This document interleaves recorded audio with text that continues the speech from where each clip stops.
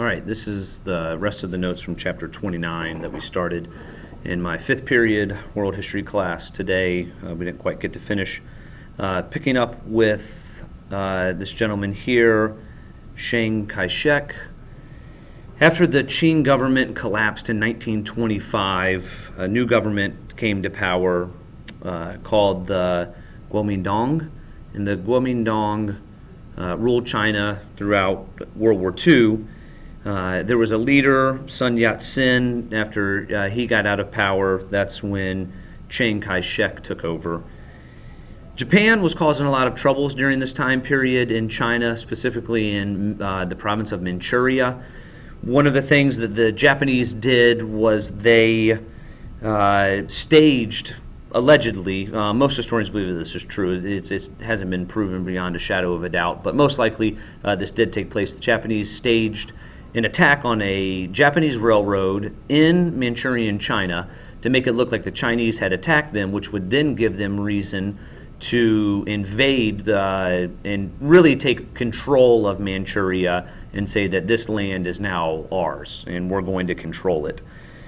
And so this gave Japan a lot more control in China.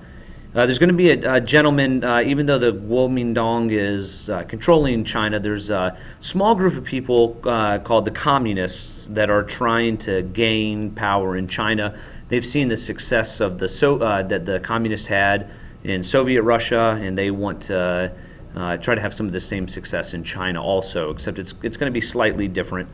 Mao Zedong is one of the leaders of the Communist Party. Very, very intelligent man, got trained in schools, was very smart. He studied philosophy. He loved fighting. He was a big fan of Karl Marx. But there was something different between what Karl Marx subscribed to versus what Mao Zedong says, and that is who is going to be the main part of the revolution. And so Karl Marx said it's an industrial revolution. And what Mao said was that the peasants were going to lead the way. And so, excuse me, he sought to have a social revolution with peasants, these poor farmers, instead of industrial workers. And so he wanted to see a redistribution of the land based on the rich landowning people having their land redistributed to the peasants and to the poor. He knew that he needed to get the peasants on his side because that was the only way that he was going to gain the numbers that he needed to have this communist movement in China. Some people were a fan of Mao, other people weren't. The people that were a fan of him it was largely because he was in the favor of women's rights. And when the Kuomintang government attacks the communists in China, Mao responds with guerrilla warfare.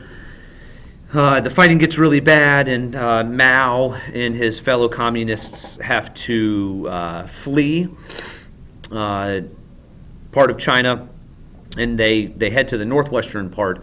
This is a 6,000-mile journey.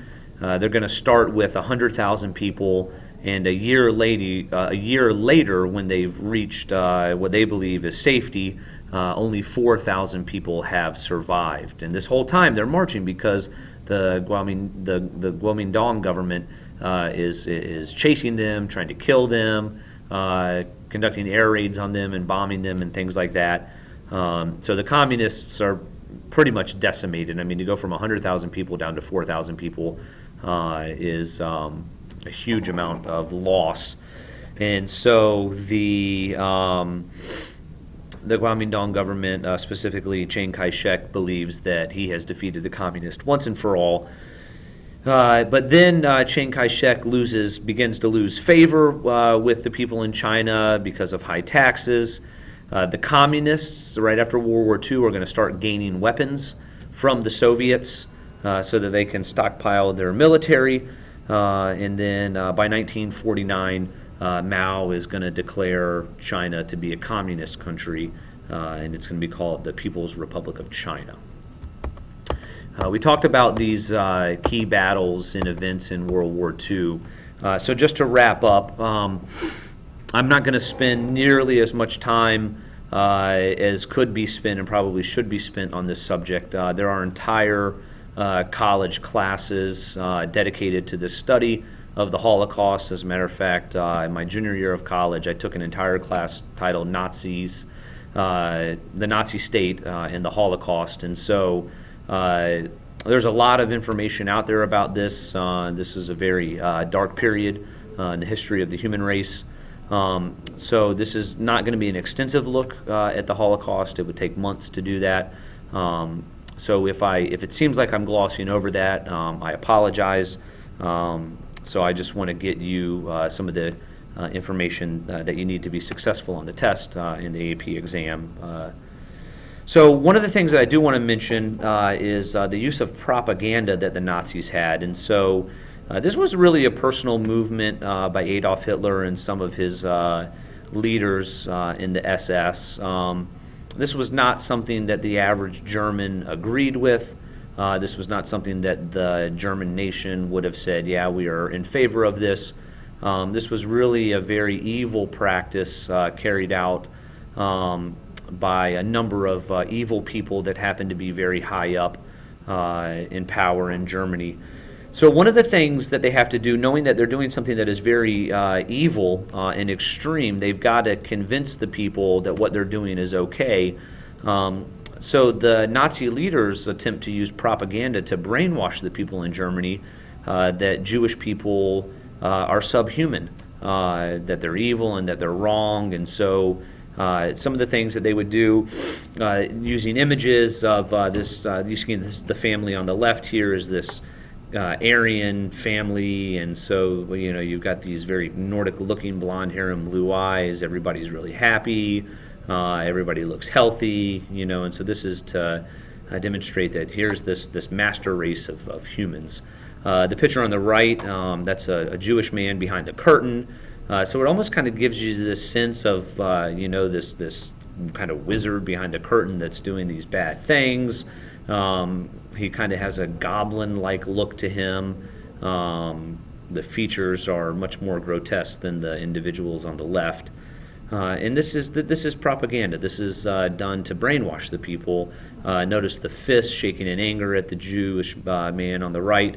And so this is what the Nazis needed to brainwash their people, to convince them that what they were doing was the right thing. Now, this was not official. This was not in the papers. This was very hush-hush that this was going on. It wasn't really talked about. It was whispered about, definitely, but it was never, publicly made. Hey, this is a practice that we're doing. It was something that was all done behind the scenes, and so. Let's see. I do want to mention that Hitler very much knew about brainwashing people. One of the quotes that he had was, he said, "If I can control the textbooks, I can control the state," which basically means if I can manipulate what young people are learning with education, then I can control the way that they'll think. So he was a master of this propaganda and this brainwashing that took place. This is just a couple images of Auschwitz, which was the largest Nazi extermination camp. It was located in Poland, and it was designed to kill up to 12,000 people a day. My German isn't great. Art macht frei, which, again, I don't know if I'm pronouncing that correctly. I do know the English translation is work makes you free. And so as the Jewish people would be entering the concentration camp, they were told that they were going to a work camp to do work, and some of them did do work. Others of them went directly to the gas chamber. So the idea was that if we can when we bring these people into the camp, if we can put them under the impression that work will make them free, then they're less likely to resist. So again, this is a brainwashing tactic or a manipulative tactic that the Nazis are implementing here. The Nazis started by exterminating elderly people, handicapped people. They started executing them by shooting these people.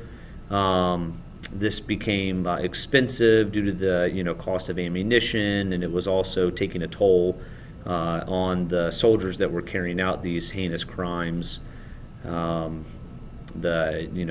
innocent people and over again, even though a lot of these guys doing this were evil. Some of them were doing it out of fear. They were following orders.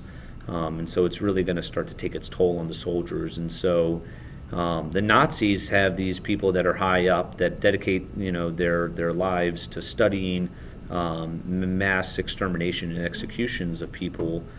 So they come up with a tablet, Zyklon B, which they use as a poison, which is in a gas. And so they start gassing people, and they make gas chambers. They make them look like they're showers, that the people are going in to take a shower. They even tell them to hang their clothes up on the hooks, so that when they and remember your number is what they would say. So you would put your hook, you would put your clothes on a hook. I put my clothes on hook number 97, whatever it was, so that when you got out of the shower, you would remember where your clothes were. It wasn't really a shower; it was a gas chamber that you were walking into. But it was to give the people, to keep them calm. You don't want to. The Nazis didn't want to tell them, "Hey, we're going to, execute you now," because there would have been resistance. And so, the evilness that was taking place during this time period is very deep. It's very astounding what was going on. And so there were many different concentration camps. The Holocaust. You need to see these are just some images of some people that had been imprisoned. Here's a collection of shoes from these innocent victims that were at the concentration camp. On the right there's eyeglasses, mountains and mountains of this stuff. That's an image of a crematorium where the bodies were burned afterwards. The Holocaust Museum in Washington, D.C. is a very, very powerful place. And so Holocaust literally means burning. And the Nazis murdered 6 million Jews, 3 million Polish Catholics, also Jehovah's Witnesses, homosexuals were targeted, gypsies were targeted, disabled people were targeted, mentally ill people. Basically, it's anyone who is not deemed racially pure was targeted for these concentration camps. And so the figures are grand total about 11 million people were murdered, were executed during this period of burning, this Holocaust. The last things that I want to mention, conclusions to the war. We have a lot of technological advancements that are brought about because of World War II. Some things like synthetic rubber, antibiotics, nuclear weapons, the radar. Another thing that I want to note is that the Depression in the United States has ended post-World War II. There's a post-war consumer boom where people start spending a lot more money in the U.S. Nutrition improves. Women and minorities were recruited for the workforce. The environment after World War II becomes wrecked because of this high demand for raw materials. So those are three important things that I wanted to note, and that concludes chapter 29.